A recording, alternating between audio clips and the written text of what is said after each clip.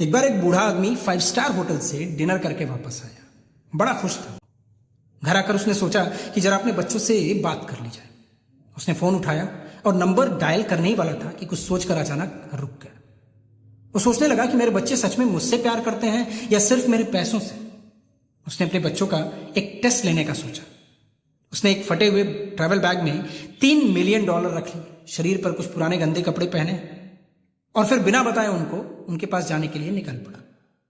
पहले वो अपने सबसे बड़े बेटे के पास पहुंचा। उसके बेटे ने उसको दूर से ही बालकनी से देख लिया आते हुए। अब वो घबरा गया। भागते हुए अपनी वाइफ के पास गया और धीरे से उसके कान में कहा कि देखो, ये बूढ़ा आदमी यहां पैसों के लिए आया है, उससे कह देना कि मैं घर पे नहीं हूं।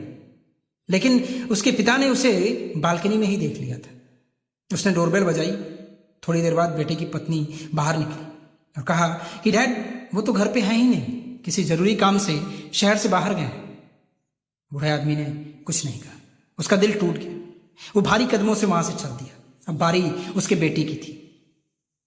वो अपनी बेटी के पास गया। वो भी उसकी हालत देखकर मन ही मन छिड़ गई, लेकिन चेहरे पर एक झूठी मुस्कान के साथ उसने कहा कि पिताजी, एटलीस्ट आपको आने से पहले एक कॉल तो कर लेना चाहिए था। पिता ने दुखी मन से कहा, देखो बेटी, मेरी तबीयत ठीक नहीं है, कुछ दिन तुम्हारे यहां रुक सकता हूं क्या? तबीयत ठीक होते ही चला जाऊंगा।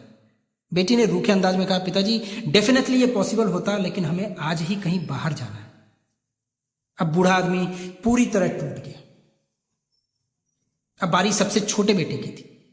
उसको वहां उसी जवाब की उम्मीद थी, लेकिन फिर भी वो छोटे बेटे के पास गया मन मार के। छोटा बेटा किसी काम में बहुत व्यस्त था, लेकिन पिता को देखते ही वो काम छोड़कर भागता हुआ आया और उनके गले से लग गया और बोला, डैड, व्हाट अ सरप्राइज, आप इतने दिनों बाद आए मुझसे मिलने।